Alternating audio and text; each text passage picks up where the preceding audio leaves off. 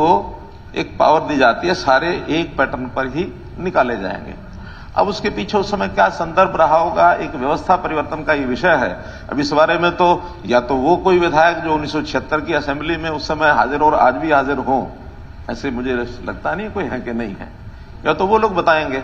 और हमें तो ये लगता है कि व्यवस्था परिवर्तन किया गया होगा, जरूर कोई ना कोई उस समय या तो कमी देखी गई होगी, या सरकार ने वो पावर अपने हाथ में ली बजाय अकाउंटेंट जनरल को एक पावर दिए रखने के लिए। तो ये व्यवस्था परिवर्तन किया गया है।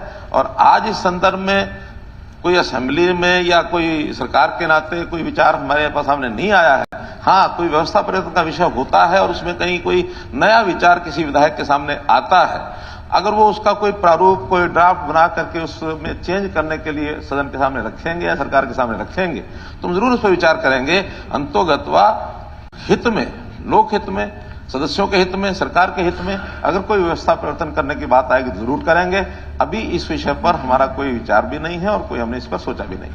धन्यवाद। धन्यवाद अध्यक्ष महोदय, जो प्रावधान आज लागू हैं, चाहे वो 50 साल से लागू हो, चाहे 70 साल से लागू हो, चाहे 10 साल से लागू हो, जो आज लागू है उस पर बात उठाई जा सकती है। इसमें तो कोई दो राय और दो मत की बात ही नहीं।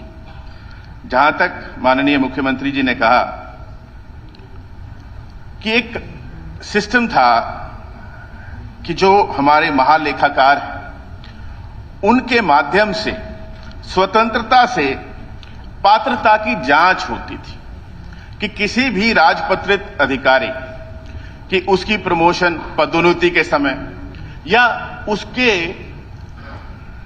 सेवा के पूरे कार्यकाल के अंदर कोई भी, चाहे वो पदोन्नति थी, चाहे वो कोई छुट्टी थी, उसको जांच करके ही पात्रता के अनुसार वेतन और भत्ते दिए जाते थे। वे एक स्वतंत्र जी थोड़ा सा शॉर्ट करके, क्योंकि बाकी क्वेश्चन रह जाते हैं। बिल्कुल ठीक है सर। तो स्वतंत्रता के साथ किया जाता था। ये स्वतंत्रता सर हटा दी सिर्फ और सिर्फ राजपत्रित अधिकारियों के लिए। सर ये जो चिट्ठी 1976 की, जैसे मुख्यमंत्री जी ने कहा, जो आज भी लागू है, उसका पैरा 4 सर कहता है कि the new system will however not be applicable to the drawal of pay and और allowances of governor, of ministers, speaker, deputy speaker, members of legislative assembly, in whose case the existing procedure of the drawal and disbursement of pay and allowances will continue to apply।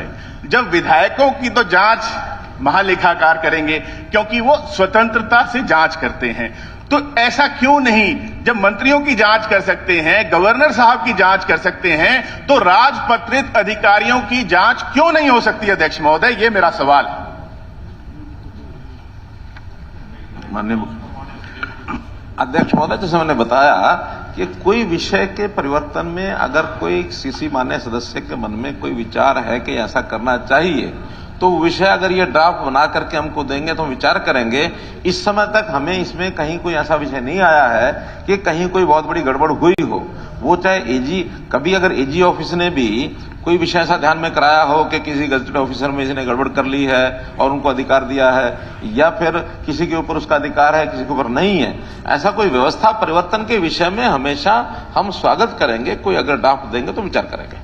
महोदय ये act नहीं है, ये rules हैं। और basic pyramid structure की जो hierarchy है सर, वही खराब हो गई कि जहां पर पद है ही नहीं वहां पदोन्नति हो रही है। आप जांच करवा लें, पता चल जाएगा सर, विभागवार आप जांच करवा लें। चलिए, आप लिखित में आदरणीय मुख्यमंत्री जी ने कहा कि कोई प्रस्ताव ऐसा लिख करके दे दें।